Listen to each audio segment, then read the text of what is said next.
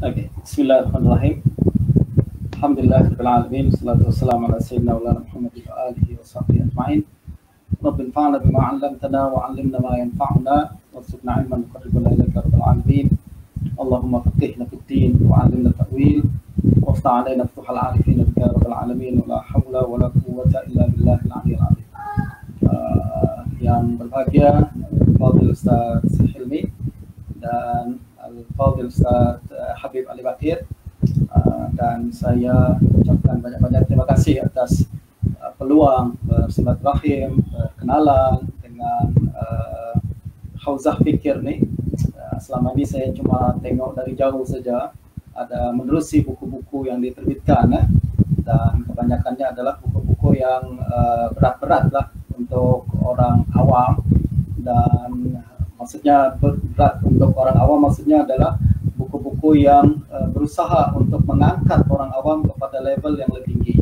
Sebab banyak buku-buku di luar sana yang diterbitkan, bagi saya hanya berusaha untuk mengekalkan orang awam di tempat dan level mereka yang sedia ada. Akan tetapi kita perlukan memang buku-buku yang bukan hanya membuat orang awam yang memberikan inspirasi kepada orang awam untuk meningkatkan ilmu dan kemudian meningkatkan lagi pemahaman mereka berkenaan dengan ilmu agama. Dan untuk itu saya ucapkan banyak tahniah kepada tim penerbit Hauzah Fikir dan juga terutamanya kepada penerjemah Ustaz Hilmi atas usaha yang insya Allah membuahkan perkara yang baik insya Allah. Oke, pada malam hari ini saya akan membincangkan berkenaan dengan Iljamul Awam an Ilmil Kalam. Tadi Habib Ali dah menjelaskan kepada kita mauqif Imam Al-Ghazali berkenaan dengan ilmu kalam, dan kita secara umumnya melihat bahwa tidak ada perubahan pandangan dari pandangan lama Imam Ghazali kepada ilmu kalam kepada pandangan baru, memandangkan Iljamul Awam adalah buku yang terakhir yang ditulis oleh Imam Al-Ghazali. Memang sepatutnya kita mengajukan soalan tersebut, dan buku ini memang diiktiraf sebagai adalah buku terakhir Imam Ghazali yang menyatakan perkara itu adalah Imam Ibnu Salah, dan juga disebutkan oleh Imam An-Nawawi dalam Majmu', di dalam Muqaddimah Majmu'. Jadi dia mengatakan bahwa kitab ini adalah buku terakhir Imam Ghazali dalam yang ditulis oleh Imam Ghazali. Nah, berbincang berkenaan dengan Iljamul Awam al-Ilmil Kalam, ada beberapa soalan yang ingin saya ajukan, dan pada masa yang sama saya akan mencoba untuk menjawab soalan-soalan tersebut. Dan pertama-tama saya galakkan rekan-rekan sekalian yang belum mendapatkan buku ini, terjemahan buku ini, untuk dapatkan buku ini, dan perbincangan kita akan menjadi lebih interaktif sekiranya tuan-tuan membaca buku tersebut dan mengetahui secara ringkas apa yang sebenarnya akan disampaikan oleh Imam Al-Ghazali dalam buku ini. Dan buku pengalaman saya, hubungan saya dengan Imam Al-Ghazali sebenarnya cukup panjang. Dulu saya ingat waktu sekolah menengah saya sudah terbiasa membaca buku-buku Al-Ghazali, dan sebelum masuk ke peringkat BA, saya ingat saya sudah membaca sebagian besar Ihya, terutamanya adalah jilid 3 yang berbincang berkenaan dengan hati dan rubu' muhlikat, dan masuk ke rubu' al-murjiat. Apabila saya masuk ke sekolah peringkat BA di Jakarta, saya sering masuk ke universitas, ke perpustakaan, dan antara buku yang paling favorite bagi saya adalah buku Rasail Imam Al-Ghazali. Dari situ saya mendapati banyak risalah-risalah Imam Ghazali, dan saya tarik untuk membaca. Termasuknya salah satunya adalah buku Iljamul Awam al-Ilmil Kalam ini. Nah, soalan pertama yang hendak saya ajukan dan kemudian kita coba untuk jawab sama-sama adalah, apa sebenarnya topik utama buku ini? Tajuk dia Iljamul Awam an Ilmil Kalam. Larangan atau tegahan bagi orang awam untuk belajar ilmu kalam. Adakah poin utama Imam Ghazali dalam buku ini adalah berbincang berkenaan dengan ilmu kalam, apa itu ilmu kalam, definisi ilmu kalam, lalu hukum belajar ilmu kalam, ataukah berbeza? Saya nampak ada sedikit perbezaan antara tajuk dengan kandungan, betul tak? Tajuk berbincang tentang larangan orang awam untuk belajar ilmu kalam. Pada masa yang sama kandungan buku ni lebih besar ditulis berbincang berkenaan dengan hadis. Itu sebabnya saya menerima jemputan Ustaz Hilmi apabila diajak untuk berbincang tentang Iljamul Awam, sebab kandungan dia berkaitan dengan ilmu hadis, which saya rasa macam saya adalah sedikit background untuk berbincang berkenaan dengan perkara ini. Sebab kalau bincang purely ilmu kalam dan teologi, saya rasa Habib Ali lebih sesuai untuk bincang ini seorang diri. Kita bagi dia 1 jam, 2 jam untuk bincang perkara tersebut. Akan tapi karena dia berkaitan dengan hadis, saya rasa saya adalah sesuatu yang boleh saya share kepada rakan-rakan yang mengikuti acara kita pada malam hari ini.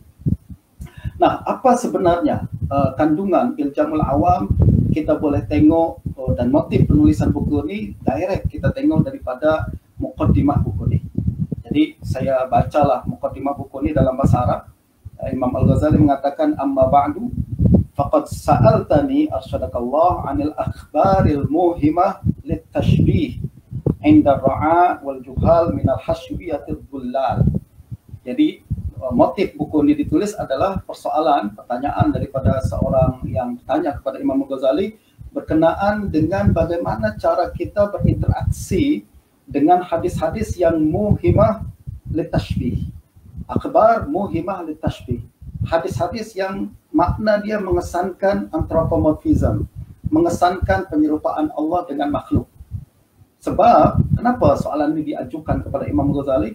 Sebab ramai orang berbincang tentang hadis ni dan kebanyakan daripada mereka seolah-olah memahami hadis-hadis tersebut secara literal. Sehingga mereka menyerupakan betul-betul antara Tuhan dengan sifat-sifat makhluk, which is dia adalah satu akidah yang disepakati menyimpang daripada akidah Islamiyah. Dan soalan berikutnya adalah, kenapa Imam Ghazali yang ditanyakan soalan ini? Kenapa Imam Ghazali tanyakan soalan ini? Padahal beliau sudah uzlah dah. Dah jauh daripada orang ramai, kemudian duduk di TUS, punya istilah kita pesantren, ma'had sendiri untuk orang belajar ilmu agama. Dan dia sedapat mungkin berusaha untuk menjauhkan diri daripada pemerintahan, menjauhi daripada populariti dan lain sebagainya. Tapi tetap ramai orang datang nak minta pandangan dia juga. Dan apabila Imam Al-Ghazali menjawab soalan ini, saya melihat jawapan beliau adalah jawapan orang yang sangat matang. Sebab sekali lagi ini buku terakhir. Betul tak? Buku terakhir. Dan hasilah semua pengalaman dan ilmu dia berinteraksi dengan berbagai firaq dan berbagai kalangan tertumpu semua di dalam buku ini. Tumpahkan semua dalam buku ini. Jadi buku ini secara ringkasnya saya katakan adalah buku yang paling komprehensif dan paling ringkas dan jelas apabila bincang berkenaan dengan al-akhbar al-muhimah litashbih. Satu perkara saya nak tarik perhatian penerjemah dan juga rakan-rakan pembaca. Imam Al-Ghazali tidak menamakan hadis-hadis tersebut sebagai hadis-hadis mutasyabihat. Dia tak kata nusus mutasyabihat. Bahkan beliau menafikan bahawa hadis-hadis macam ni adalah mutasyabihat. Tengok di dalam kitab dia Al-Mustasfa, tengok juga dalam buku dia dalam Ikhtisar fil I'tiqad. Beliau mengatakan ini bukan mutasyabihat. Sebab kalau mutasyabihat adalah nusus yang hanya diketahui maknanya dengan sebenarnya oleh Allah Subhanahu wa taala. Macam ahruful muqatta'ah, huruf muqatta'ah di ayat di dalam ayat-ayat dalam surah-surah Al-Quran di awal-awal surah, betul tak? Akan tapi beliau mengatakan bahwa apabila bincang tentang hadis-hadis yang macam ni, hadis-hadis yang seolah-olah menyerupakan Tuhan dengan makhluk, beliau tak kata ini bukan mutasyabihat, tapi ini ada isti'arat. Isti'arat yang yuhimu maknan khata'an indal jahil wa maknan sahihan indal alim. Simple saja, ini adalah kata-kata kiasan yang boleh memberikan makna yang salah bagi orang jahil, akan tapi memberikan makna yang tepat untuk orang alim. Jadi beliau secara jelas berhati-hati menggunakan istilah. Menggunakan hati-hati sebab apabila kita bincang tentang ilmu kalam, perkara pertama yang mesti kita tahu adalah ahli kalam sangat teliti dalam memilih istilahat, dalam memilih perkataan. Sebab dia tahu ilmu kalam is all about debate, berdebat dengan orang sana sini, sikit saja kalimat salah orang akan hantam kita dan gunakan untuk keuntungan dia. Justru Imam Ghazali, saya ingin tarik perhatian bahwa beliau tak guna istilah nusus mutasyabihat. Beliau tak kata juga hadis-hadis ini sebagai hadis-hadis sifat. Beliau tak kata hadis sifat. Sila baca buku-buku beliau, tengok bagi saya satu ucapan Imam Ghazali mengatakan ini hadis sifat. Dia tak kata hadis sifat. Yang dia katakan adalah akhbar muhimah litashbih. Hadis-hadis yang memberi kesan penyerupaan Tuhan dengan makhluk, yang seolah-olah secara zahirnya memberikan penyerupaan antara Tuhan dengan makhluk. Soalan kita adalah kenapa beliau tak gunakan istilah hadis sifat? Sebab tuan-tuan, istilah hadis sifat adalah istilah yang begitu mudah untuk disalahpahami. Seolah-olah apabila kita mengatakan hadis ini adalah hadis sifat, sejak awal lagi kita setuju bahwa hadis ini berbincang tentang sifat Tuhan. Padahal tidak semua hadis-hadis yang kita kata hadis sifat itu berbincang tentang sifat Tuhan. Macam hadis-hadis yang ayat-ayat yang berbincang tentang Allah Subhanahu wa taala, tidak semuanya berbincang tentang sifat Tuhan. Kadang kalimat-kalimat yang dihubungkan digunakan dalam ayat tersebut sebenarnya adalah idhofat. Idhofat adalah seperti bait dengan Allah, diidhofahkan menjadi baitullah. Dan idhofat tidak selalu mengandungi makna sifat, tapi boleh mengandungi kalimat tasyrif, penyerupaan, penghormatan. Ini rumah yang dinisbahkan kepada Allah sebagai penghormatan. Nah, penting untuk kita mengetahui perkara ini dan kita melihat bagaimana Imam Ghazali dengan sangat matang mengulas tentang perkara ini untuk memastikan bagaimana pandangan beliau sebenarnya berkenaan dengan hadis-hadis tersebut. Dan secara umumnya tadi saya katakan bahwa Imam Al-Ghazali melihat bahwa hadis-hadis ini bukan mutasyabihat, akan tapi isti'arat. Istilah kita adalah kata-kata kiasan, yang mana kalau orang paham dia akan paham, orang yang jahil dia tak akan paham. Sebagai contoh, banyak hadis-hadis yang boleh digunakan, yang termasuk muhimah yang macam ini. Hadis-hadis yang mengandungi dua double meaning, yang satu betul, yang satu silap. Dan kemampuan kita untuk memahami perkara itu ditentukan oleh kemahiran kita dalam bahasa Arab dan kemahiran kita dalam mengamati qarinah-qarinah yang ada di sekitar ucapan-ucapan tersebut. Justru Imam Al-Ghazali panjang bincang tentang kepentingan merujuk kepada qarinah dalam buku ini, Jamul Awam fi Ilmil Kalam, antaranya pada muka surat 122, 127, ini adalah buku dalam bahasa Arab, merujuk kepada perkara itu. Sebagai contoh, dalam hadis, baginda Nabi SAW pernah mengatakan, atwalukunna yada asra'ukunna luhukan bi atwalukunna yadan. Betul tak? Nabi pernah berkata kepada istri-istri baginda, orang pertama yang akan menyusul aku adalah orang yang paling panjang tangannya. Ini adalah kata kiasan. Sesetengah orang memahami kalimat tersebut sebagai kata-kata yang menunjukkan bahwa secara hakikat, lalu kata Siti Aisyah, setiap kali istri-istri baginda berjumpa, mereka akan mengukur tangan mereka satu sama lain, mana yang paling panjang, mana yang paling pendek. Padahal yang dimaksudkan oleh Nabi adalah siapa yang paling banyak membantu bersedekah kepada orang lain. Mereka baru sedar maksud baginda Nabi ketika orang pertama yang meninggal dunia daripada kalangan istri Nabi adalah Zainab. Dan beliau adalah orang yang paling rajin bersedekah. Tengok tuan-tuan, ini adalah gaya bahasa baginda Nabi yang memang sudah dikenal ramai. Itu baginda menggunakan kalimat-kalimat yang kadang double meaning. Dan tujuannya apa? Double meaning ini tuan-tuan, pertama menunjukkan keindahan bahasa. Sebab Al-Quran diturunkan dalam bahasa Arab, dan bahasa Arab tidak lepas daripada kiasan, tidak lepas daripada majaz. Baginda Nabi SAW orang yang paling fasih dalam bahasa Arab, afsahul Arab, dan sudah pasti beliau juga menggunakan berbagai kata-kata kiasan yang menunjukkan keindahan bahasa baginda Nabi SAW.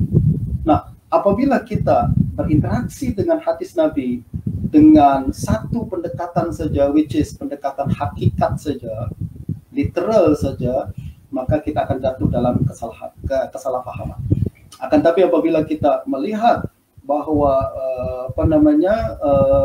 hadis Nabi menggunakan berbagai mazhab dalam berbagai uslub dalam mukalamah, kita akan nampak bahwa Nabi menggunakan kadang berbagai semua bentuk perucapan yang pernah digunakan oleh bangsa Arab, termasuk majaznya, termasuk isti'arahnya, termasuk kinayahnya, termasuk berbagai bentuk-bentuk bahasa yang lain. Nah, dengan demikian, apabila kita berbincang berkenaan dengan ayat Al-Quran yang berbincang tentang sifat Allah, atau berbincang yang menyerupakan, seolah-olah menyerupakan Allah dengan makhluk, kata Imam Ghazali, ini tak ada isu teologi di sini sebenarnya. Ini tak ada isu akidah di sini. Yang ada adalah isu bahasa. Saya ingat waktu mengaji kitab Iqtisad al-I'tiqad dengan Syekh Dr. Syekh Riyad Khiraqi di Damsyik, beliau mengatakan permasalahan kita dengan hadis-hadis yang macam ni, hadis-hadis yang so-called hadis sifat ini, bukan masalah akidah, akan tapi masalah bahasa. Dan khilaf antara kita dengan pihak-pihak yang tidak setuju dengan kita diselesaikan bukan dengan perbincangan akidah, tapi perbincangan balaghah. Justru Syekh Riyad selalu berkata, ada tak payah bincang tentang perkara ini depan tentang akidah. Jom kita sama-sama baca kitab balaghah. Itu dia selesai masalahnya.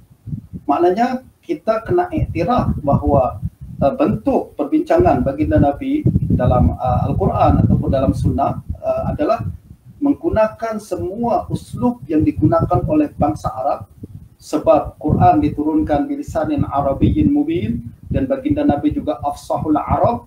Untuk faham betul message yang Nabi baginda sampaikan, kita kena faham semua uslub yang digunakan bangsa Arab dalam perbincangan, termasuk apa itu istarah, apa itu kinayah, apa itu tashbih, apa itu berbagai bentuk-bentuk yang lain. Nah, justru isu dia menurut Imam Al-Ghazali sebenarnya adalah bukan isu akidah. Bagi saya lah, saya apabila baca Iljamul Awam dan bandingkan dengan Iqtisad al-I'tiqad, bandingkan dengan Mustashfa Imam Ghazali, jelas bagi saya bahwa masalah ini bukan masalah akidah, tapi masalah bahasa, masalah semantik. Jadi kalau semua orang setuju bahwa bahasa Arab ada istilah majaz, bahasa Arab ada istilah isti'arah, dan mereka menggunakan qawaid balaghah untuk paham kandungan ayat-ayat Al-Quran dan hadis-hadis tersebut, selesai perbincangan kita. Tak ada masalah sama sekali. Tak ada masalah sama sekali. Ini perbincangan Al-Ghazali dalam kitab Iqtisad al-I'tiqad. Tapi masalahnya adalah, kenapa perbincangan berkenaan dengan akhbar muhimah li tashbih ni, hadis-hadis yang memberikan kesan tashbih ni begitu hebat di dalam sejarah teologi Islam. Sejak dulu hingga hari ini, betul tak? Sejak dulu hingga hari ini selalu menjadi isu paling besar di kalangan Ahlussunnah wal Jamaah adalah antara Asy'ariyah dengan Hanabilah dengan Salafiyah pada hari ini adalah bagaimana memahami hadis-hadis dan ayat-ayat macam ini. Nah, kenapa isu ini begitu delicate dan begitu sensitif? Bagi saya adalah karena apabila kita berbincang tentang hadis-hadis ini, isu politik sudah ikut campur. Semacam perbincangan kita berkenaan dengan Syiah, apabila kita berbincang berkenaan dengan Imamiyah, berbincang tentang imamah. Kata Imam Al-Ghazali dalam Iqtisad bagian akhir, Ustaz Hilmi mesti tahu pernah sebab terjemahkan Iqtisad kan. Di bagian Iqtisad di bagian akhir, Imam Ghazali apabila bincang tentang imamah, beliau katakan imamah sebenarnya bukan bagian daripada akidah, bukan bagian daripada perbahasan akidah. Tapi kenapa dimasukkan dalam perbahasan akidah? Itu karena Syiah memandang imamah bagian daripada akidah. Dan kenapa Syiah memandang imamah bagian daripada akidah? Sebab ada isu politik. Dan sejarah menunjukkan bagaimana Ahlussunnah dan Syiah, isu terbesar mereka adalah siapa yang patut menjadi pemimpin, dan itu adalah isu politik. Lalu kemudian ditambahkan lagi dengan politik Syiah yang begitu hebat pada abad ketiga dan keempat Hijrah, apabila khilafah Fatimiyah berjaya ditegakkan di Maghribi, kemudian semakin hari semakin menyebar sehingga berjaya menguasai Hijaz, dan sebagian besar dunia Islam hampir dikuasai sepenuhnya oleh Syiah Ismailiyah. Isu berkenaan dengan Syiah menjadi sangat sensitif sebab dia bukan lagi bincang tentang akademik akidah, akan tapi bincang juga berkenaan dengan politik. Dan kita sama-sama tahu setiap kali perbincangan akidah masuk ke disertakan dengan perbincangan isu-isu politik, dia akan menjadi sangat-sangat sensitif. Ya, kalau kita bincang tentang perkara ini dalam koridor akademik saja, tuan-tuan, saya rasa tak akan ada kelahi-kelahi. Akan tapi apabila sudah masuk politik, masuk sentimen, dan itu yang kemudian sukar untuk diselesaikan sebab masing-masing sudah rasa macam ada sentimen emosional itu begitu kuat dalam hatinya. Nah, kenapa saya mengatakan bahwa perbincangan berkenaan dengan hadis-hadis yang menyerupakan Tuhan dengan makhluk dan ayat-ayat yang bolehlah kita guna secara tasahul, ayat-ayat sifat dan hadis-hadis sifat ni, saya katakan ada kaitan dengan politik sebab pada abad ke-3 Hijrah, dulu sebelum abad ke-3 Hijrah, perbincangan purely akademik. Bincang antara ulama dengan kalangan ulama. Bincang antara ulama dengan kalangan Jahmiyah. Bincang antara ulama dengan Mu'tazilah. Mereka debat. Mereka hujah dengan hujah. Dan tak ada sesiapa yang terlibat dengan isu ni begitu sensitif, terlalu sensitif lah. Adalah perdebatan mestilah ada sensitivity tertentu, tapi tidak begitu kuat. Melainkan selepas Mu'tazilah mempergunakan khilafah Abbasiyah untuk melakukan mihnah khalqil Quran, iaitu di akhir pemerintahan Al-Ma'mun, iaitu berlaku pada 218 Hijrah. Mereka sudah kuasai kerajaan dari dalam. Ramai tokoh-tokoh Jahmiyah, pengikut Jaham bin Safwan dan Mu'tazilah sudah masuk dalam kerajaan. Bahkan Al-Ma'mun mengangkat Bishr Al-Marisi sebagai penasihat dia, kemudian mengangkat Ahmad bin Abi Du'ad, tokoh Mu'tazilah, sebagai Qadil Qudat, dan mengangkat juga Abul Huzail Ibn Alab sebagai mentor dia dalam perdebatan di istana. Singkat kata, mereka sudah kuasai kerajaan. Apa yang mereka lakukan selanjutnya adalah convince khalifah bahawa akidah yang benar adalah akidah Mu'tazilah. Lalu paksa seluruh rakyat untuk terima. Siapa tak terima, hukum, antara bunuh, penjara, tarik tauliah dia, larang dia untuk mengajar dan lain sebagainya. Dan selama berapa tahun, tuan-tuan? Dari 218 Hijrah hingga 237 Hijrah. Hampir 2 dekad. Bayangkan, 2 dekad mihnah hari-hari berlaku. Dan korban pun yang jatuh mangsa dalam mihnah ni tak terkira banyaknya. Ramai orang yang masuk penjara, Al-Buaiti mati di dalam penjara, kemudian Nu'aim Muhammad Al-Marwazi mati dalam penjara, kemudian yang terbunuh, yang disebat, Imam Ahmad 28 bulan masuk dalam penjara, kemudian disebat. Semua ni meninggalkan kesan mendalam di kalangan Ahlul Hadis. Justru apabila jentera kuasa ni diguna, apa yang berlaku adalah perbincangan berkenaan dengan perkara yang semula akademik sudah masuk ke dalam sentimen yang begitu besar. Jadi ramai orang yang kebencian mereka kepada Mu'tazilah anda tak boleh tahan lagi. Bahkan pernah berlaku gerakan pemberontakan yang dilakukan oleh Ahmad bin Nasr Al-Khuzai untuk melawan kerajaan, namun berjaya dipatahkan oleh kerajaan Abbasiyah. Nah, maknanya perbincangan ini tidak sepenuhnya teologi, tapi sudah dipengaruhi oleh politik, dan teologi yang bercampur dengan politik akan membawa kepada sikap sentimen yang berlebih. Dan kebencian Mu'tazilah kepada Ahlus Sunnah sudah sangat-sangat memuncak. Pada masa yang sama, kebencian Ahlus Sunnah, Ahlul Hadis kepada Mu'tazilah juga sangat memuncak. Nah, apabila pada tahun 237 Khalifah Al-Mutawakkil membatalkan mihna, ini pada masa yang sama telah merubah landscape politik pada hari itu. Jadi bukan lagi Mu'tazilah yang ada di atas, mereka pada saat ini sudah di bawah. Pada masa yang sama, Ahlul Hadis yang semula selalu ditindas selama 2 dekad sepanjang mihna, pada saat ini mereka sudah berada di tingkatan yang paling tinggi. Mereka punya kuasa. Apa yang dilakukan oleh orang yang punya kuasa, dia akan tindas lawan politik dia, which is pada saat ini adalah Mu'tazilah. Justru selepas mihna tentuan, ke euforia untuk kalangan Ahlul Hadis begitu tinggi, dan setiap benda yang berkaitan dengan Mu'tazilah akan dikondem. Apa saja perkara-perkara yang berkaitan dengan Mu'tazilah? Paling penting adalah ilmu kalam. Betul tak? Mu'tazilah adalah represent ilmu kalam pada zaman itu. Justru banyak sangat ucapan daripada Ahlul Hadis yang kondem ilmu kalam. Dan berlebih sampai mereka mengkafirkan Ahlul Kalam dan lain sebagainya.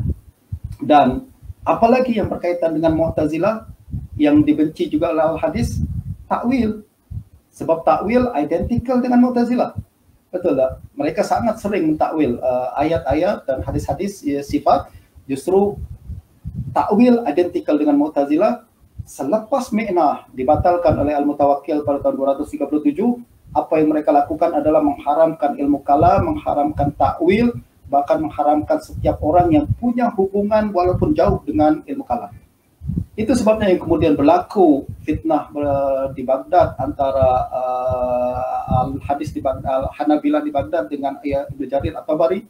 Kemudian berlaku juga antara Imam Al-Bukhari dengan Al-Hadis yang ada di Sabur. Kemudian juga antara Al-Husain Al-Qarabisi dengan Al-Hanabilah yang ada di Baghdad. Semuanya adalah dalam suasana seperti ini. Apabila sentimen begitu besar, kebencian kepada ilmu kalam begitu tinggi, dan usaha mereka untuk menindas setiap orang yang berkaitan dengan ilmu kalam. Nah, dari sini kemudian tuan-tuan, kalau kita tengok lagi background penulisan buku ini, sejak mihnah dibatalkan, ramai Ahlul Hadis yang kebencian mereka kepada ilmu kalam begitu unreasonable. Mereka sudah lebih sangat sampai tak logik lah, sesuatu yang macam ini pun dibenci juga. Sehingga karena kebencian mereka kepada Mu'tazilah dan Jahmiyah, mereka kemudian menjawab Mu'tazilah dengan mengambil mazhab tajsim dan tashbih. Ramai di kalangan Al-Hadis yang mereka berlebih sangat benci kepada Mu'tazilah, ilmu kalam dan takwil, sehingga mereka terjerumus dalam akidah tashbih. Dan ini berlaku sejak abad ke-3 Hijrah, sejak pembatalan mihnah hingga ke abad ke-4 Hijrah. Untuk membuktikan perkara itu, teman-teman, untuk memberikan perkara itu, izinkan saya untuk menukil ucapan ulama-ulama pada abad ke-4 Hijrah yang mengamati bagaimana sentimen sesetengah ahli hadis yang sudah tak masuk akal sebenarnya, dan mereka menjawab, membalas akidah Mu'tazilah dengan cara mengambil akidah yang tajsim dan tashbih. Dan ini direkodkan oleh ramai Ahlul Hadis dan dikritik oleh ramai Ahlul Hadis sendiri. Jadi yang saya sebut ahli hadis yang macam ini adalah ahli hadis yang awam, yang kurang alim, akan tapi yang pakar-pakar dalam ilmu hadis, mereka mengamati bahwa sikap ini tak betul. Sikap melampau dalam rad Mu'tazilah sehingga jatuh ke dalam tajsim adalah sikap yang berlebih yang tidak digalakkan. Sebagai contoh, saya bawakan ucapan Imam Al-Khattabi dalam kitab Ma'alimus Sunan. Ma'alimus Sunan. Imam Khattabi, by the way, meninggal tahun 380 Hijrah, 388 Hijrah. Beliau mengatakan, waqad zalla ba'du syuyukhi ahli hadis mimman yurja'u ila ma'rifatihi bil hadisi wal rijal fahada an hadhihi tariqah hatta rawa hadis an-nuzul summa aqbala yas'alu nafsahu alaihi faqal in qala qa'il kaifa yanzilu rabbuna ila as-sama' qil yanzilu kaifa sya' fa in qala hal yataharraku idza nazala amla faqala in sya'a taharrak. Jadi Imam Khattabi mengkritik sesetengah orang yang dia sebut sebagai apa? Syuyukh ahlil hadis mimman yurja'u ila ma'rifatihi bil hadis wa rijal. Ini bukan kaleng-kaleng ahli hadis. Sesetengah pakar, sesetengah guru hadis yang keilmuan dia dalam bidang hadis dan rijal menjadi rujukan, akan tapi apabila berbincang tentang akidah sudah menyimpang daripada kalangan salaf. Salaf tak pernah menetapkan bahwa Tuhan punya sifat-sifat yang seperti makhluk. Salaf hanya mengatakan amir ruha kama ja'at. Biarkan hadis itu, riwayatkan, jangan komen, jangan apa. Tapi dia malah komen. Sehingga apabila tokoh hadis ini meriwayatkan hadis nuzul, yaitu turun Allah Subhanahu wa taala daripada langit dunia, turun Allah Subhanahu wa taala ke langit dunia setiap malam. Apa dia kata? Adakah Allah Subhanahu wa taala turun dengan bergerak atau tetap? Dia jawab, in syaa taharrak wa in syaa lam yataharrak. Jika Allah kehendaki, Allah turun dengan gerakan. Jika Allah menghendaki, Allah tak turun dengan gerakan. Apa jawaban Al-Khattabi? Qultu wa hadha khata' fahish. Ini adalah ucapan yang salah teruk. Kenapa? Wallahu subhanahu wa ta'ala la yusafu bil haraka. Allah tak boleh dikatakan bergerak. Sebab tak ada ayat Quran yang menyatakan Allah bergerak, tak ada hadis mengatakan Allah bergerak. Yang ada adalah pemahaman kita ketika membaca hadis. Nuzul, Nabi SAW hanya mengatakan yanzilu rabbuna. Nabi tak mengatakan bahwa turun bil harakah, pindah dari satu tempat lain, tak. Tapi pemahaman sesetengah orang yang membawa mereka kepada mengisbatkan beberapa konsep-konsep yang tidak pernah disebutkan dalam Al-Quran dan Sunnah. Ini yang dikritik oleh Imam Al-Khattabi. Dan ini juga yang kemudian dikritik oleh Imam Ghazali dalam Iljamul Awam. Beliau mengatakan salah satu wazifah, tugasan yang mesti kita lakukan apabila membaca hadis-hadis ini adalah kita kena jumud di atas lafaz.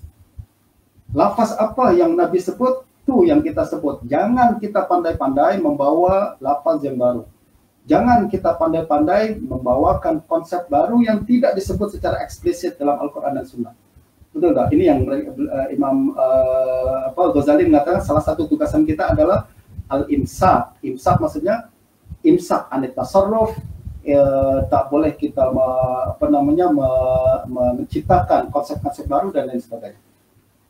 Ini ucapan Al-Khattabi sangat penting, memberikan pandangan gambaran kepada kita bahwa konteks pada hari itu telah membawa sesetengah ahli hadis karena kebencian mereka kepada Mu'tazilah, kebencian mereka pada ilmu kalam, untuk tidak mentakwil sehingga menjatuhkan mereka dalam akidah yang menyalahi salaf itu sendiri. Saya bawakan lagi ucapan ulama lain yang sezaman dengan Al-Khattabi. Kalau masa saya sudah habis, kalau beritahu saya Ustaz Helmi, yaitu Imam Abu Muhammad Ar-Ramah-Hurmuzi. Beliau adalah penulis buku Al-Muhaddits Al-Fasil Bainar Rawi wal Wa'i, yang sering dikatakan sebagai kitab ilmu hadis pertama yang pernah ditulis oleh ulama. Saya pernah menulis satu paper yang berbincang berkenaan dengan kitab ini, dan saya mengamati apa motif sebenarnya yang mendorong Ramah-Hurmuzi untuk menghasilkan buku ini. Kenapa beliau merasa perlu menghasilkan buku tersebut?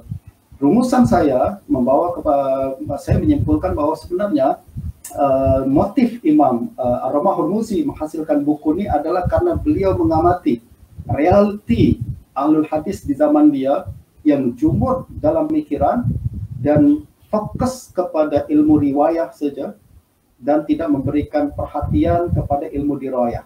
Mereka pandai riwayatkan hadis-hadis, tapi mereka tak pandai mengulas kandungan hadis.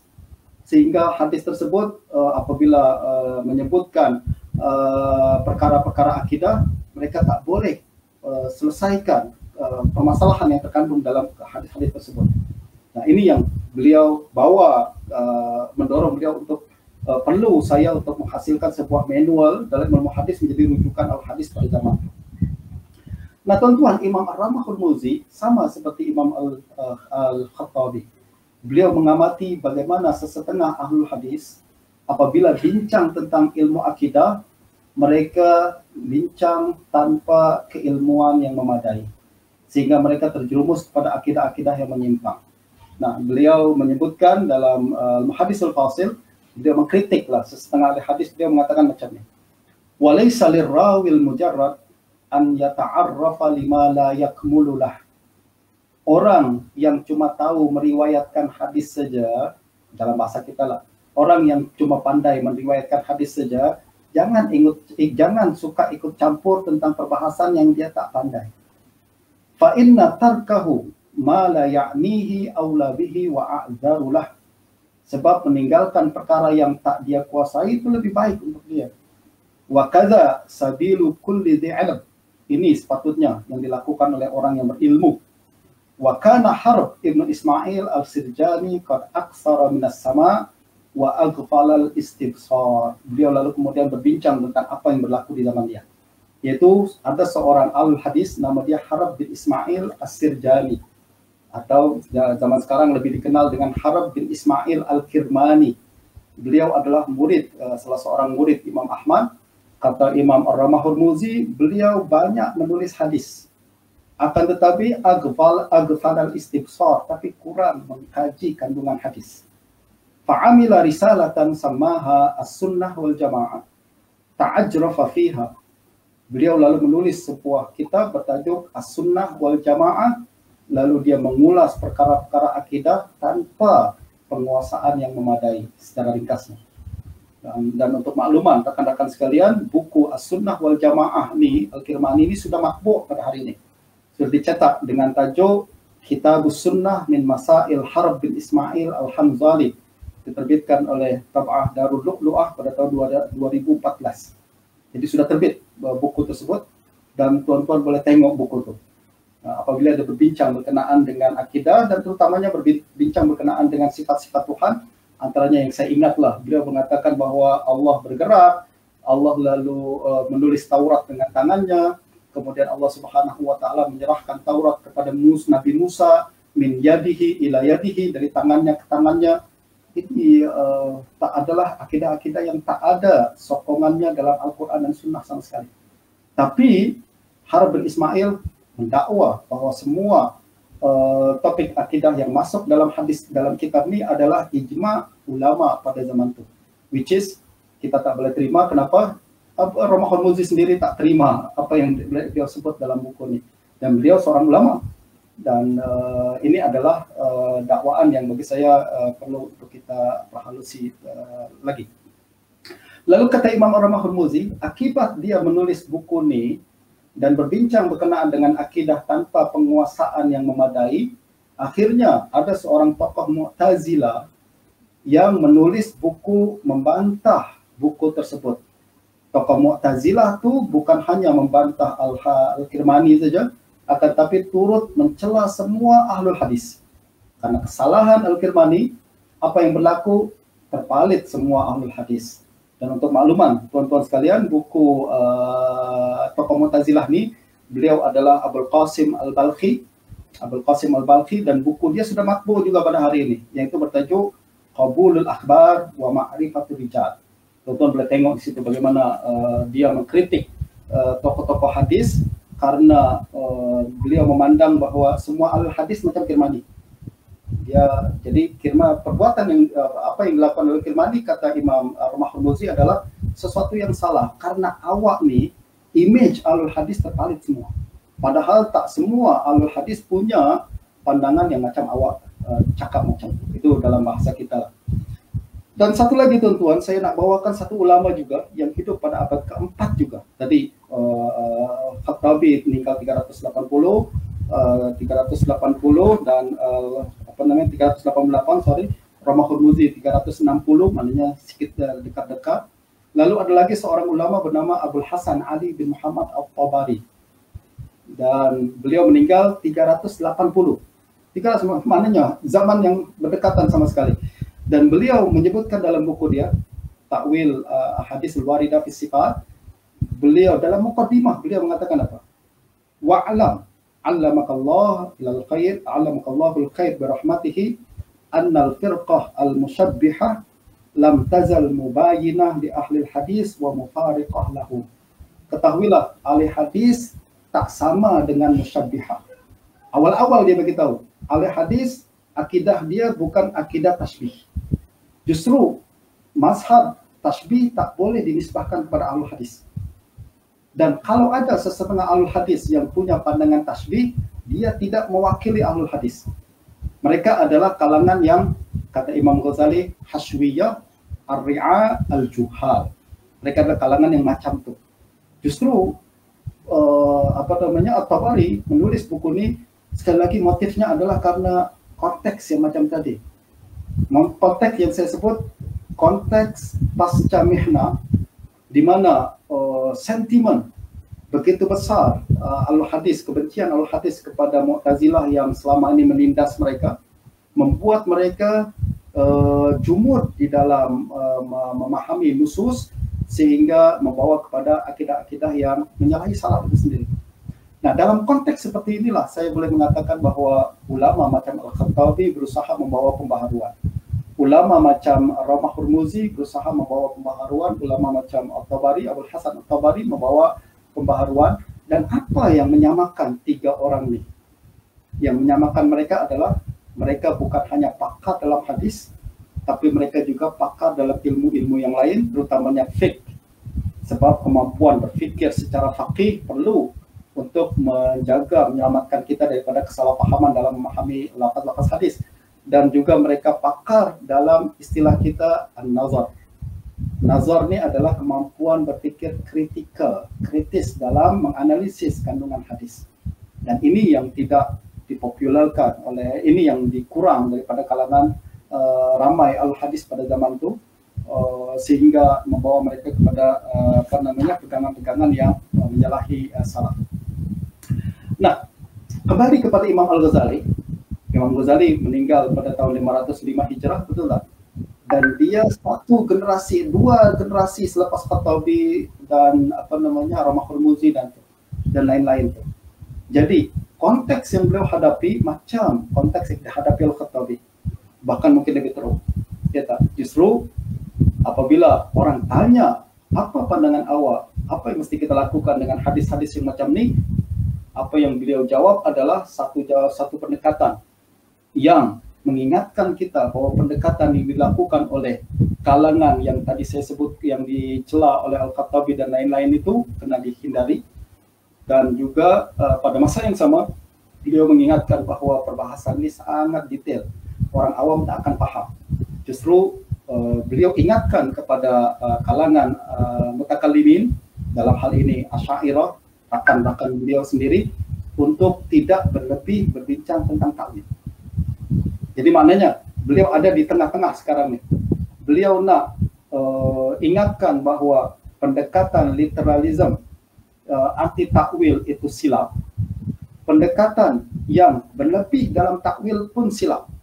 Yang betul adalah apa? Kita kena ingatkan kepada semua orang kepada akidah atau mazhab salaf. Apa akidah salaf dalam perkara ini? Imam Ghazali sebutkan akidah salaf adalah mengamalkan 7 pendekatan, yaitu takdis, tasdik, i'tiraf bil ajz, kemudian al-kaf, imsak, kemudian taslim li ahlihi. Betul tak? Ada 7 pendekatan yang beliau bawakan. Dan ini adalah pendekatan yang sangat tepat dalam menggambarkan mazhab salaf. Sebab ramai orang mempunyai versi sendiri berkenaan dengan mazhab salaf. Ibnu Taimiyah misalkan, dia punya versi mazhab salaf adalah dengan mengatakan salaf isbat zahir, tapi tafwid kaifiyah, betul tak? Akan tapi Imam Ghazali katakan tak, salaf tak macam tu. Salaf adalah macam ni. Salaf membawa tugasan menjaga akidah awam, justru tekankan kepada kepentingan untuk menyerahkan perkara ini kepada ahlinya. Bukan bermakna hadis-hadis ni tak boleh ditakwil. Boleh ditakwil, tapi dengan hati-hati. Hanya orang tertentu yang boleh melakukan takwil. Dan perbincangan Ghazali tentang perkara ini pada masa yang sama menurut saya adalah mengkritik kalangan Asy'ariyah yang pada zaman itu mungkin terlalu entusias juga untuk rad kepada Hashwiyah, rad kepada Hanabilah, sehingga mereka mentakwil dengan terlalu bebas. Justru apa yang disebut ingatkan oleh Imam Ghazali, jangan takwil, memang ada takwil, tapi takwil hanya boleh dilakukan oleh kalangan elit tertentu, yaitu orang yang terhad sangat sedikit yang mampu melakukan takwil. Kata Imam Ghazali, orang yang boleh berenang dalam lautan ma'rifah dan boleh mengetahui ma'ani dengan baik, selain itu tak boleh takwil. Dan takwil pun ada beberapa bentuk. Ada takwil yang qat'i, ada takwil yang zanni. Apa yang dimaksud dengan takwil qat'i dan zanni? Takwil qat'i adalah kalau kalimat tersebut tak ada pilihan melainkan makna itu saja, maka itu adalah qat'i. Akan tapi kalau kalimat tersebut mengandungi pelbagai makna-makna yang lain yang sama kuat, maka tarjih kita ke salah satu makna adalah takwil zanni. Dan kata Imam Ghazali, jangan buat takwil zanni, sebab kita tak boleh berpandai-pandai menafsirkan ucapan Allah dan Rasulnya dengan zunun, dengan takhmin, ya kan, dengan prasangka dan lain sebagainya. Saya bawakan tentuan ucapan Imam Al-Ghazali dalam Iljamul Awam. Beliau mengingatkan kepada kalangan yang terlalu berlebih dalam takwil ini.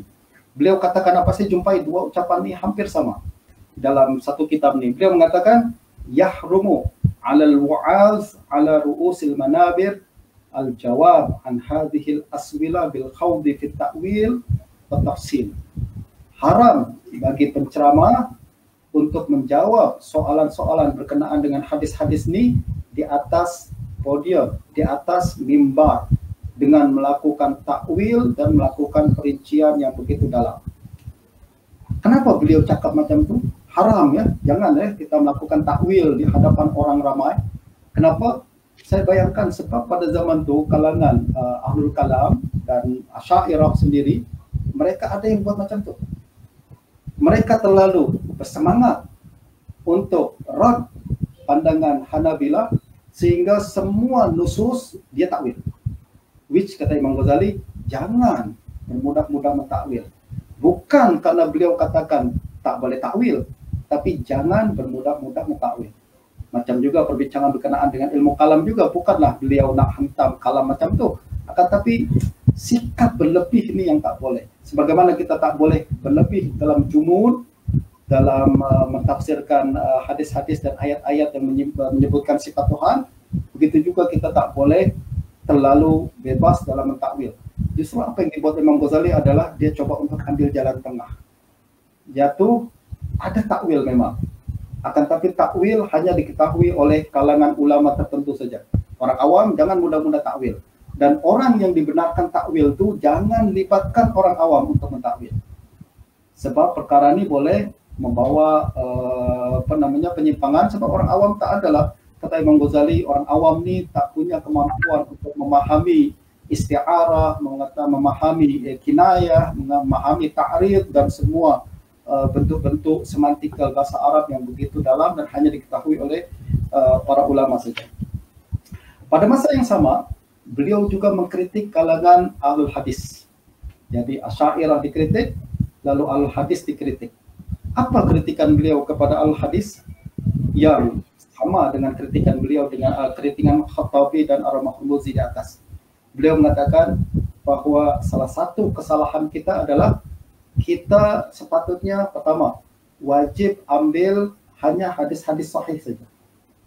Hadis-hadis sahih saja. Sedangkan hadis yang tidak sahih, kata Imam Ghazali, kena dijauhi. Apa ucapan Ghazali tentang perkara ini? Dia sebutkan dalam Iljamul Awam.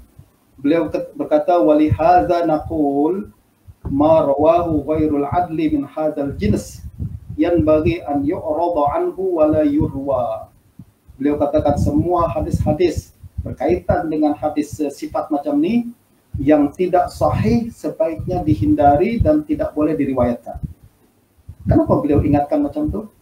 Sebab macam tadi, ramai ahlul hadis yang meriwayatkan semua hadis-hadis sifat, termasuk yang lemah, bahkan yang palsu, bahkan yang munkar. Dan perkara ni antara yang dikritik kepada Ad-Darimi dalam buku dia, Naqd Ad-Darimi. Ad-Darimi, Ibn Battah dalam buku dia, siapa yang mengkritik perkara ni? Syekh Albani sendiri. Beliau mengatakan banyak buku-buku yang ditulis oleh ahlul hadis bincang tentang akidah, tapi banyak hadis-hadis palsu, hadis-hadis munkar, hadis-hadis dhaif. Ingatan Al-Ghazali sama dengan perkara itu. Bincang tentang akidah, jangan libatkan hadis dhaif sama sekali, apalagi palsu. Ini adalah kritikan beliau kepada kalangan al-hadis yang pertama. Yang kedua, beliau ingatkan juga dan beliau kritik juga kepada kalangan al-hadis yang menulis buku-buku dengan tajuk hadis sifat. Sebab menurut beliau buku-buku macam ini mengelirukan. Nabi hanya menyebutkan hadis-hadis tersebut dalam konteks tertentu, dan apabila dihimpun dalam satu buku dan dengan bab tertentu, bab isbat kepala, bab isbat yad, bab isbat rijal, itu adalah tasbih, membuat seolah-olah jamak hadis-hadis dalam satu tempat akan mengesankan tasbih dalam setiap orang yang membacanya.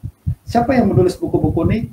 Sangat ramai, dan antaranya adalah Abu Ya'la Al-Hanbali. Abu Ya'la Al-Hanbali pernah menulis buku bertajuk Akhbarus Sifat, dan karena buku-buku tersebut pernah menjadi polemik besar di Baghdad dan pernah berlaku perkelahian panjang di Baghdad. Bertahun-tahun berlaku karena penulisan buku tersebut. Ulama Baghdad bangkit untuk protes kepada Abu Ya'la.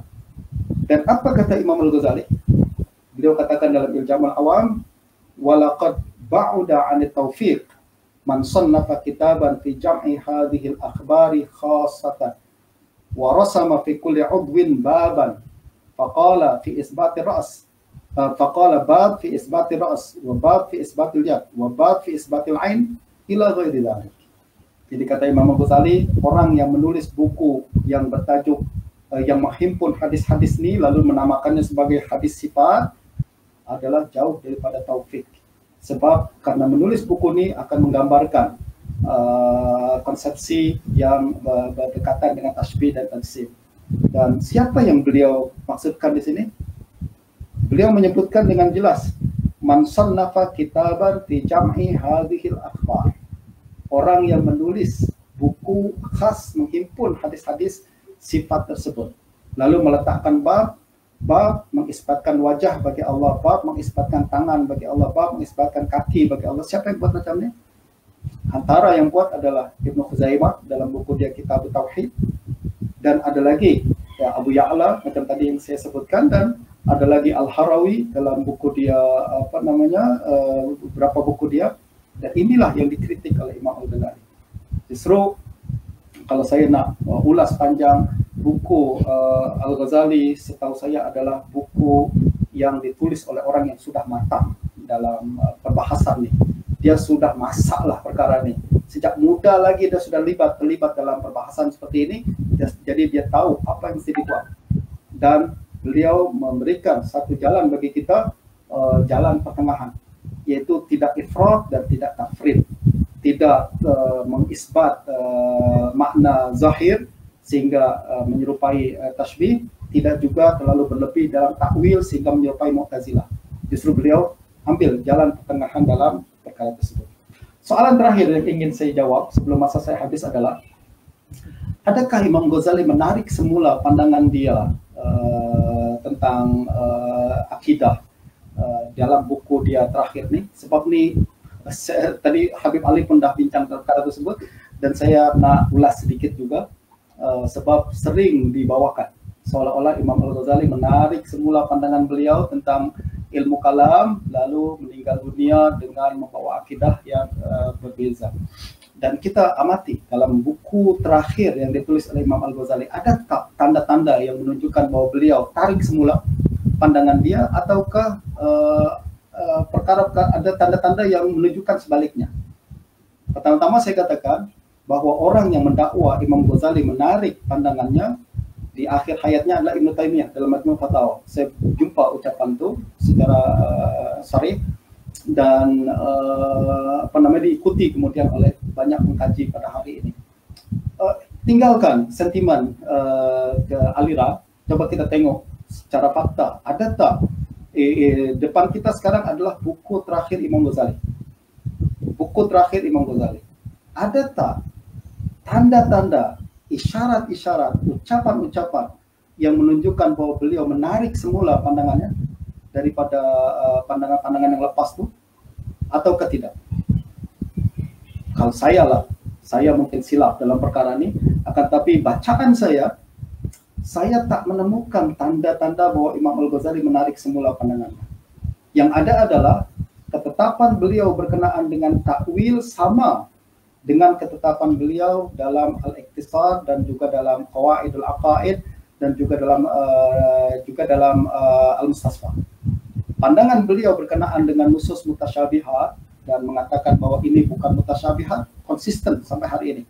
Larangan beliau untuk orang awam jangan ikut campur dalam perbahasan akidah konsisten dalam buku ini.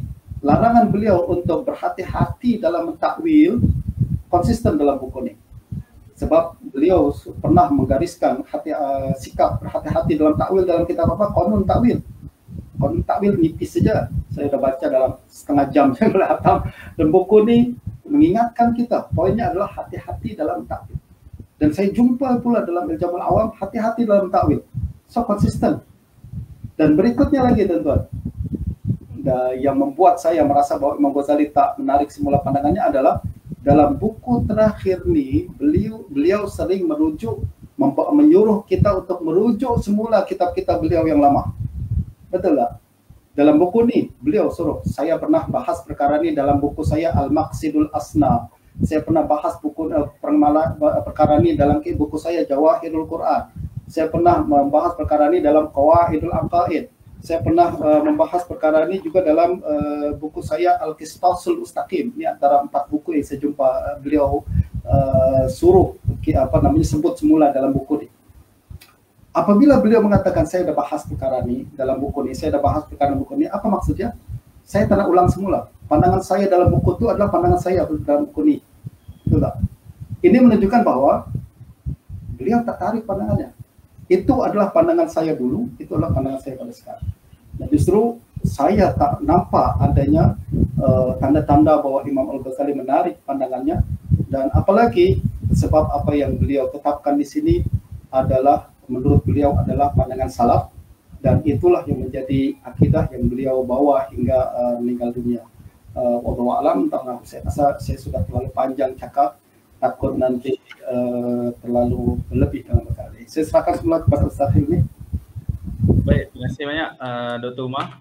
Saya rasa pembentangan itu cukup menarik. Saya pun rasa tak puas lagi. Kalau ada masa lagi, harapnya boleh dilanjutkan. Ataupun mungkin nanti kita boleh bicarakan pula tentang Qanun Takwil, insya-Allah. Sebab di Hauzah Fikir buat masa ini ada rencana untuk menterjemahkan juga Qanun Takwil, dan insya-Allah akan diterbitkan dalam tahun ini juga. Itu perancangan. Semoga berjaya. Berkenaan yang poin pertama ataupun soalan pertama yang Ustaz ajukan tadi tu, iaitu berkenaan tentang hadis mutasyabihat, dan Ustaz lebih setuju, Ustaz lebih nak menyatakan kepada ataupun Ustaz lebih untuk fokus kepada istilah al-akhbar al-muhimah li tashbih. Jadi perkara itu menimbulkan beberapa persoalan dalam kalangan audiens lah.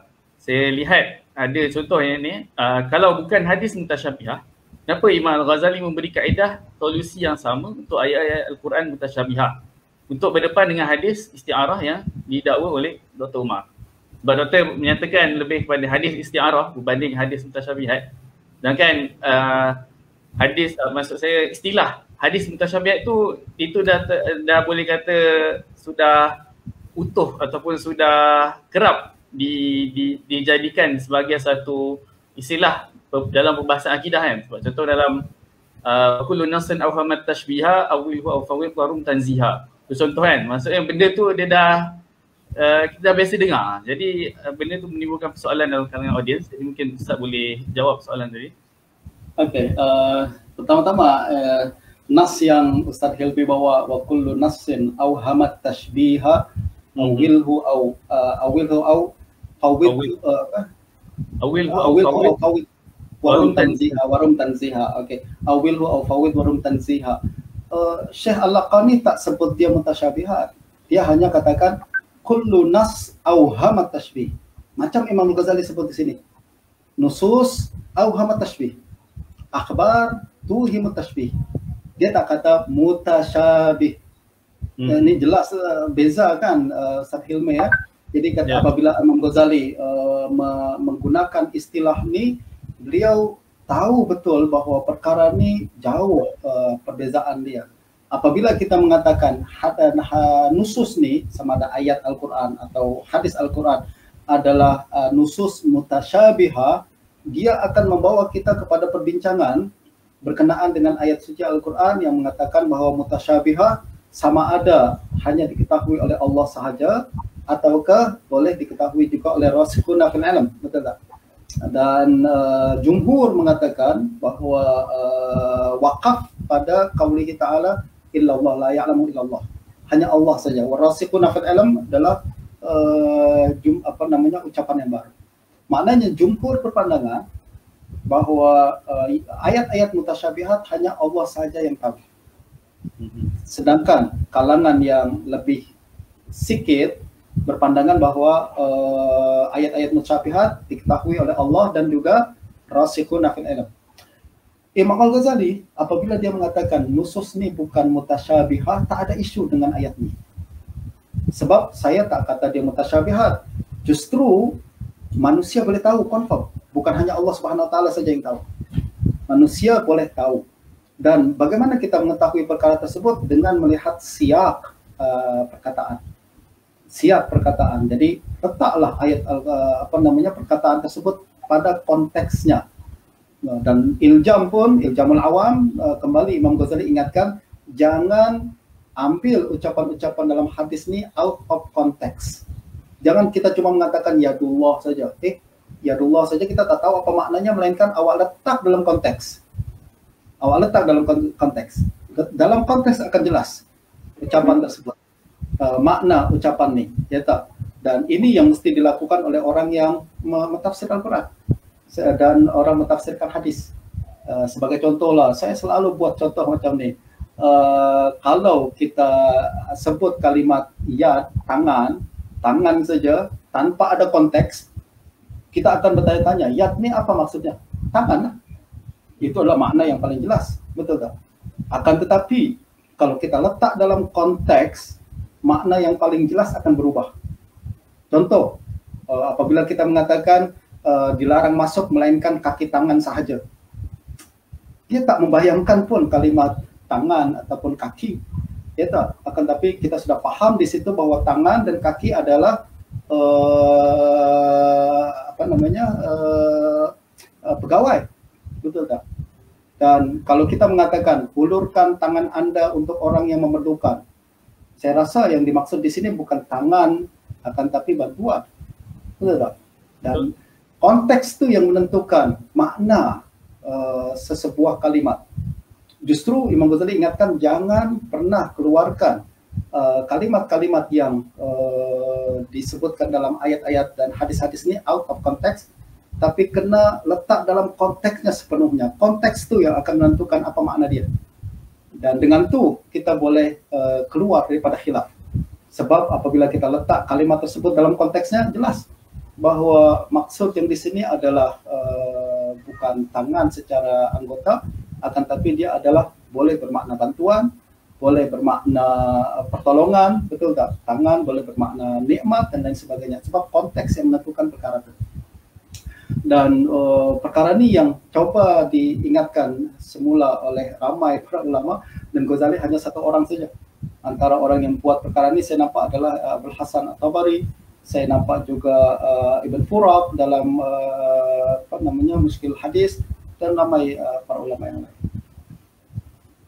Seterusnya doktor, tentang tadi doktor ada sebut tentang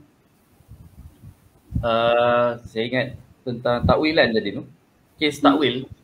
Contohnya doktor kata takwil ni hanya untuk golongan elit. Jadi adakah macam mana tentang konteks takwil zaman sekarang ni? Sebab kebiasaannya dalam pengajian akidah, boleh kata kebanyakan yang mengajar akan menjelaskan ataupun memberitahu tentang konsep takwil ini, dan hatta ada juga sebahagian ulama mengumpulkan ayat-ayat yang perlu ditakwil. Contoh yang saya ingat Badruddin Ibn Jama'ah, kalau tak silap, dalam Idahud Dalil. Okay. Itu sebagai contoh. Tapi dalam konteks zaman kita sekarang ni, apakah pendirian kita berhubung isu takwil? Maksudnya adakah dia masih sama seperti zaman Imam Ghazali ataupun tidak? Satu. Kemudian tentang pengumpulan takwilan. Sebab tadi antara yang Imam Ghazali larang ialah pengumpulan tentang ayat-ayat yang muhimah li tashbih tu. Jadi macam mana pula dengan pengumpulan ayat-ayat untuk ditakwil?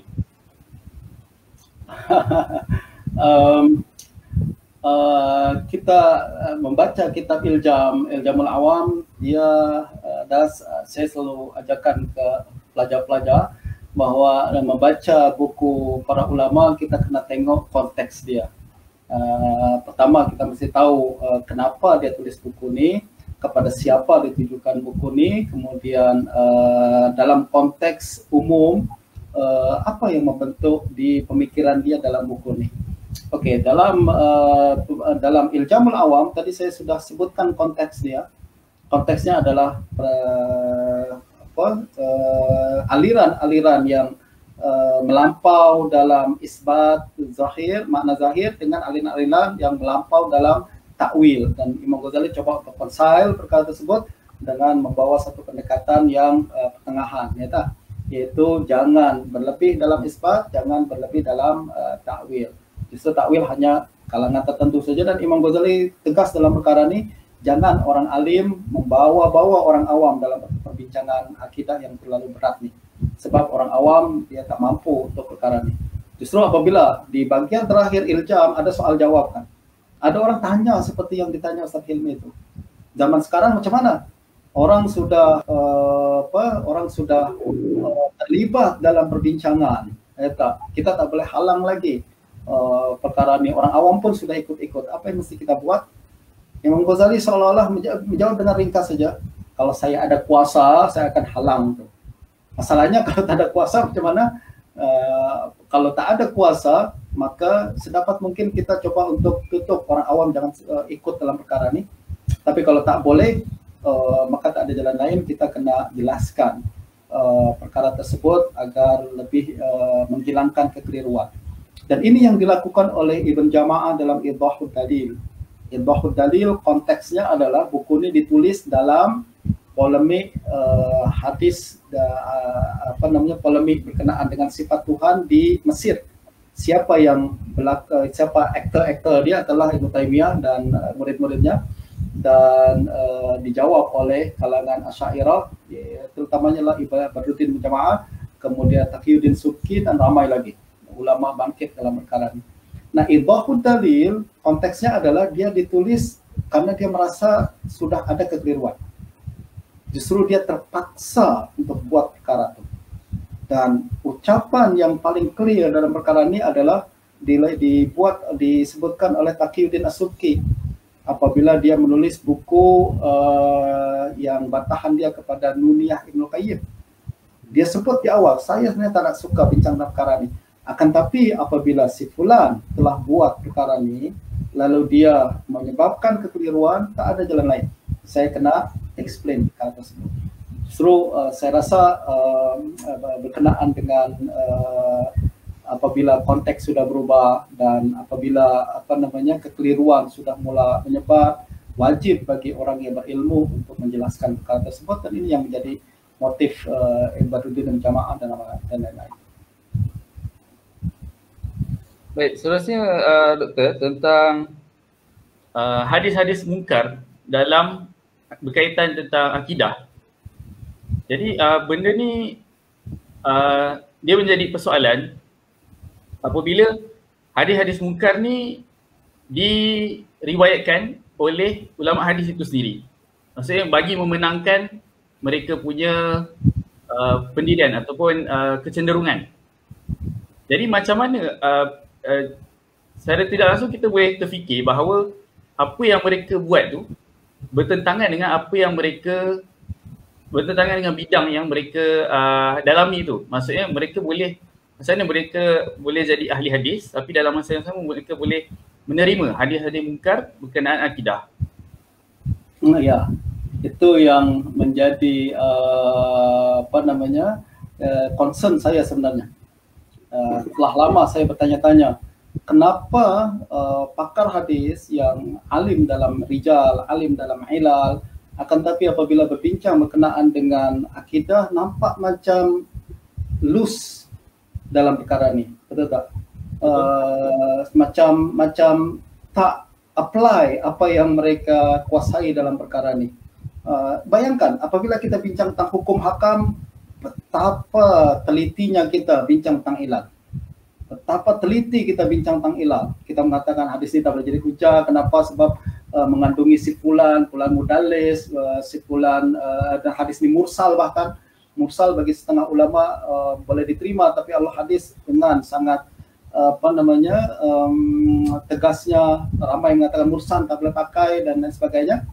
Akan tapi apabila kita membaca kitab-kitab akidah, kita pelik sikit. Kenapa? Tak ada kritik seperti mana yang kita jumpa dalam perbahasan hukum.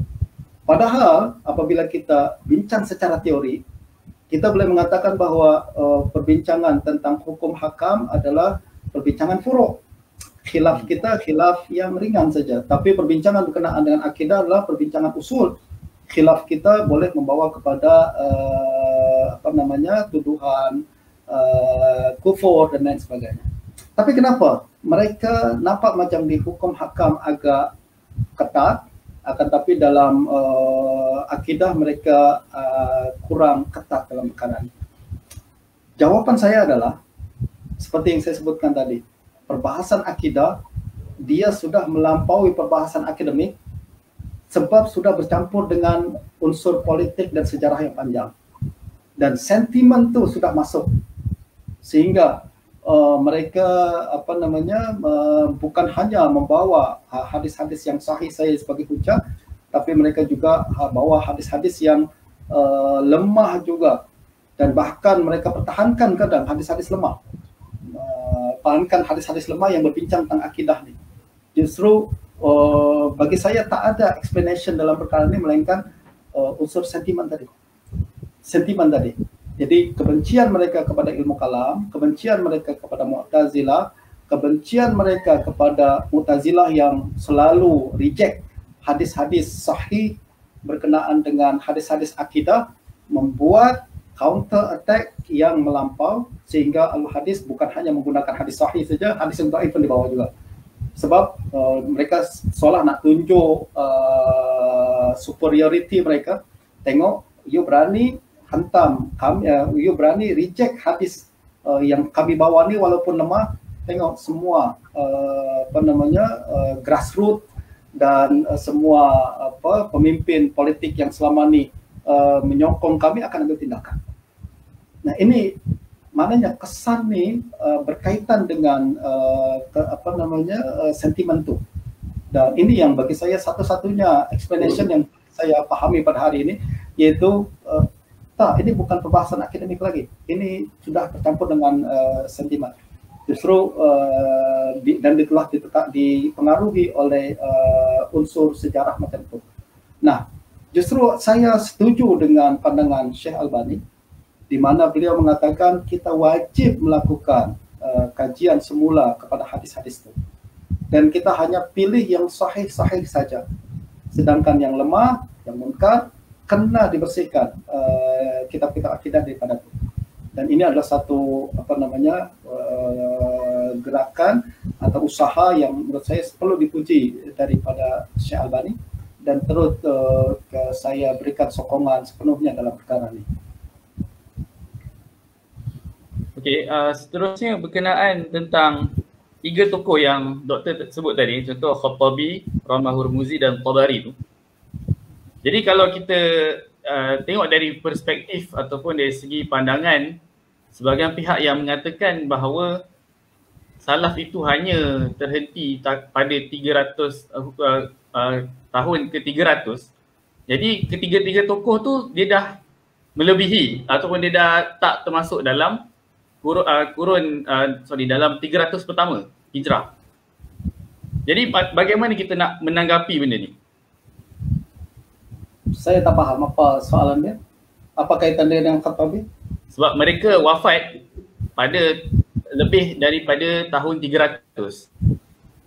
Jadi ada sebahagian pihak Jadi Ustaz kata ketiga-tiga tokoh ini dia menunjukkan tentang pendekatan akidah salaf tu.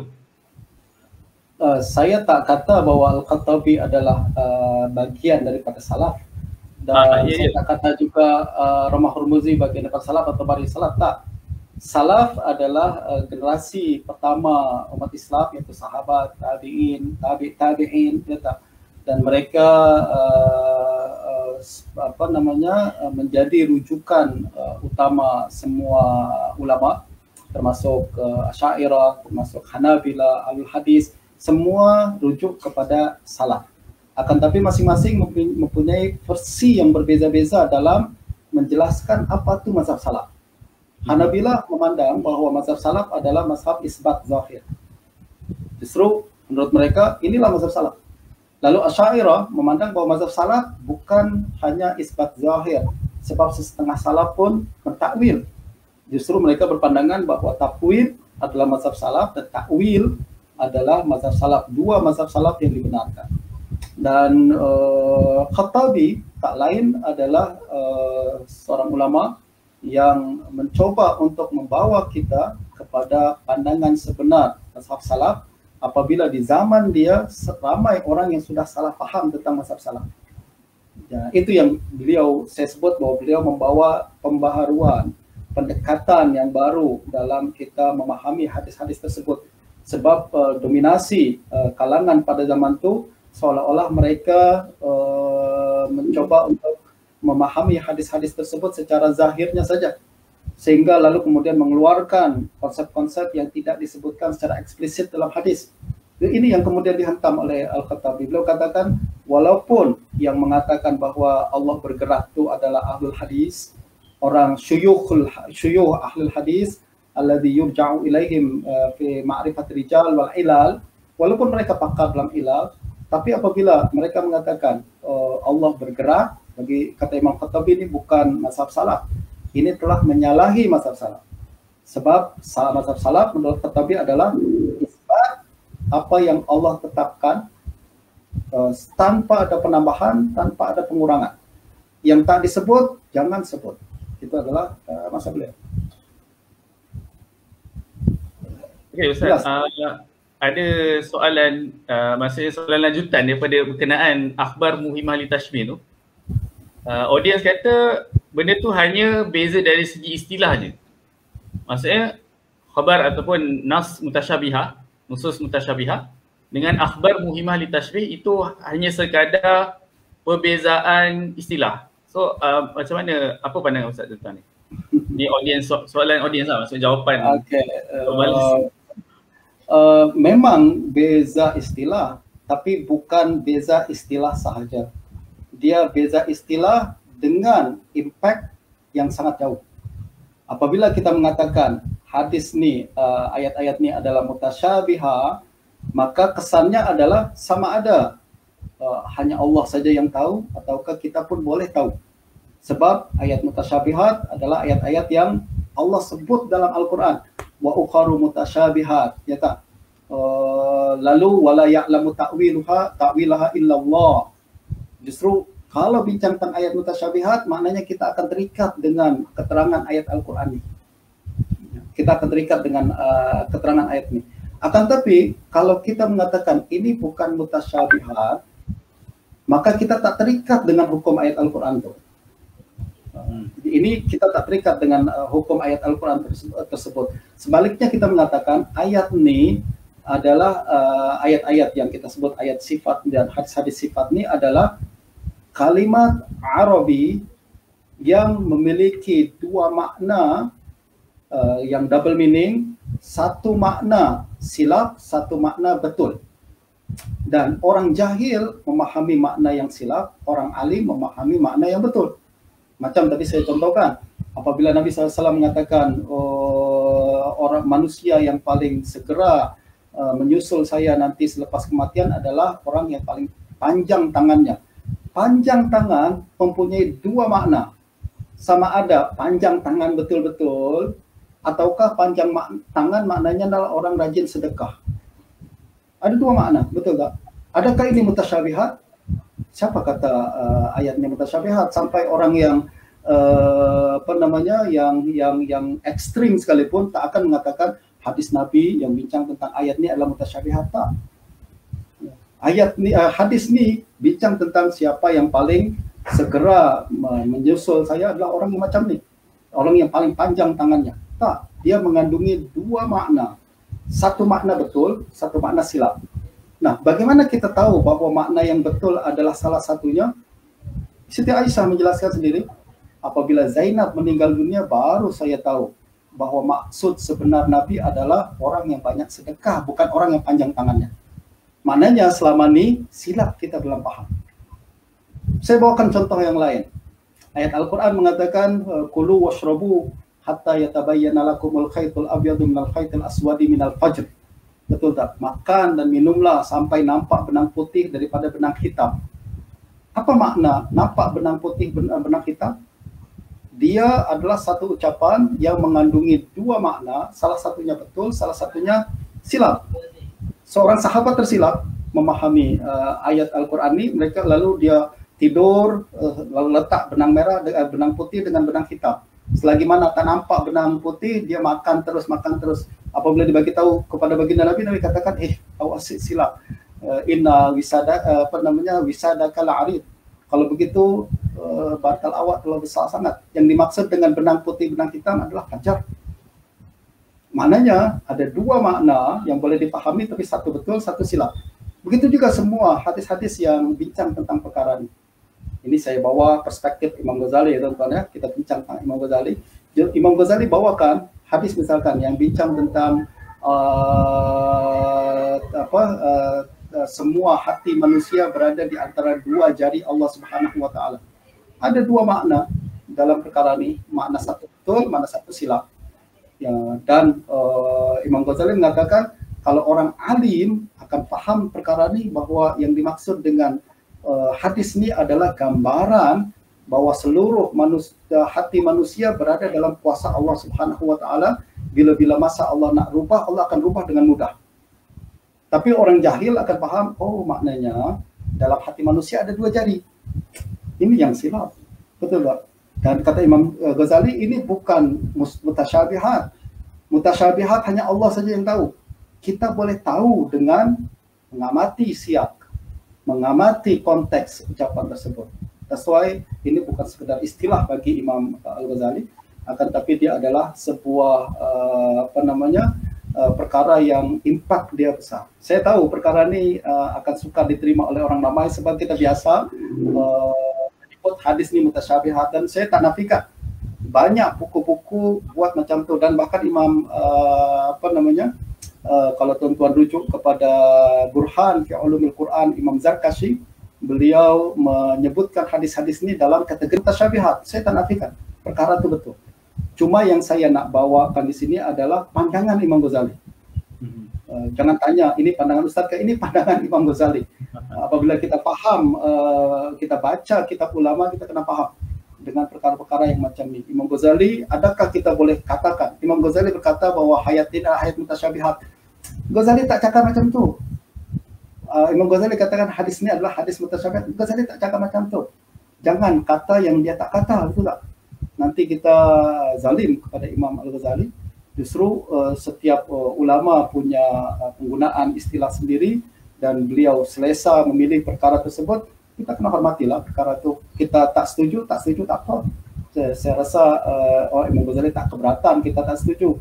Tapi jangan kata Imam Ghazali mengatakan macam itu. Itu yang tak betul.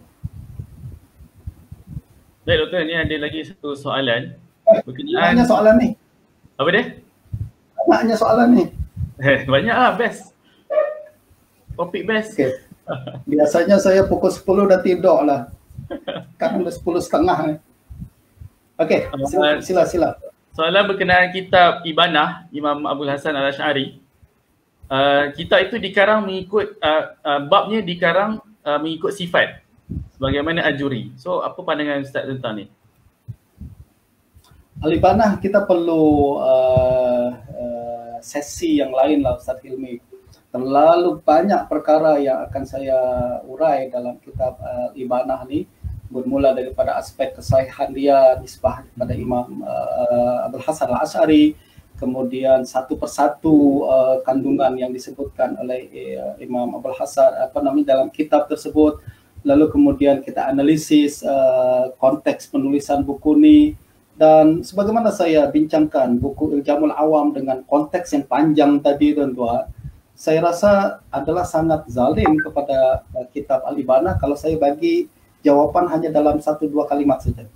Dan itu akan memberikan kita gambaran yang tak tepat dalam perkara ini. Saya minta maaf, bukan saya tak nak jawab, akan tapi saya rasa perbincangan tentang perkara ini perlu satu perbahasan yang komprehensif. Dan saya tak suka saya hanya cakap sepotong-sepotong lalu kita tak boleh faham kandungan buku ini. Ramai orang buat macam tu, tak kisah atau apa. Orang lain mungkin bolehlah, dia nak cakap apa saja, dia kasih komen dalam 1-2 kalimat. Saya tak suka macam tu. Saya suka kalau kita bahas sesuatu, bahas sampai habis, tuntas dalam, masuk ke dalam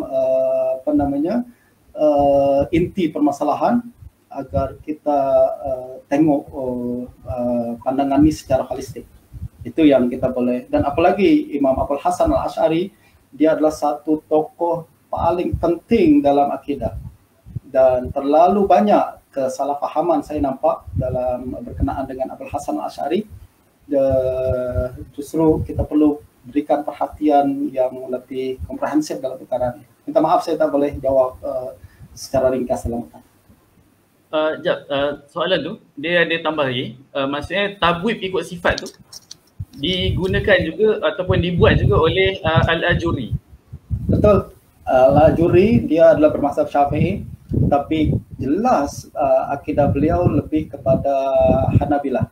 Beliau berasal di Baghdad, lalu kemudian berpindah ke Mekah, dan kitab Al-Ajuri adalah ditulis dengan pendekatan Hanabilah Baghdad. Saya dah sebut dalam buku saya yang akan terbit akan datang ni, saya ulas sedikit berkenaan dengan Al-Ajuri dan kandungan-kandungan dia. Beliau termasuk dalam kritikan Imam Al-Ghazali tadi.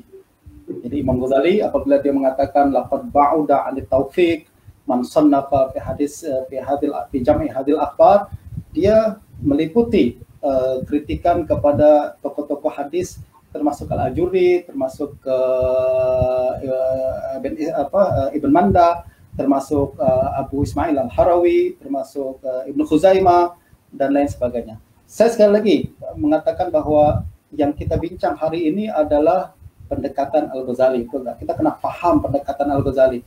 Sedangkan kita setuju tak setuju itu adalah perkara yang lain. Adakah kita mengatakan saya tak setuju dengan Ghazali, itu hak tuan-tuan. Saya rasa masing-masing boleh punya pandangan sendiri. Tapi kalau kita tanya Imam Al-Ghazali dan buku dia Iljamul Awam, adakah beliau memaksudkan termasuk juga Al-Ajuri? Ya, termasuk Al-Ajuri. Setiap orang yang menulis buku yang menghimpun hadis-hadis yang muhimah li tashbih lalu meletakkan bab-bab macam tu, saya rasa dia termasuk dalam kritikan Al-Ghazali. Okay, saya rasa sampai situ juga. Kita pun dah mencecah 2 jam. Ustaz pun sudah ngantuk. Jadi sebagai kata penutup, saya ingin memberikan ribuan penghargaan kepada Ustaz kerana atas kesudian untuk bersama dengan kami pada malam ini. Jadi untuk para audiens yang dihormati, kami juga mengucapkan terima kasih kerana mengikuti program ini, iaitu program Karya dan Idea siri 2. Jadi kita akan terus dengan siri yang seterusnya dengan buku-buku lain. Kemudian lagi satu, Auza Fikir juga masih lagi membuat jualan promosi sehingga jam 12 malam ini, iaitu buku Piawai Tafid ataupun Iljamul Awam, terjemahan Iljamul Awam, sehingga jam 12 malam dengan harga RM25. Jadi saya fikir itu saja, dan saya ingin menutup pertemuan kita pada malam ini dengan tasbih kafarah dan suratul Asr.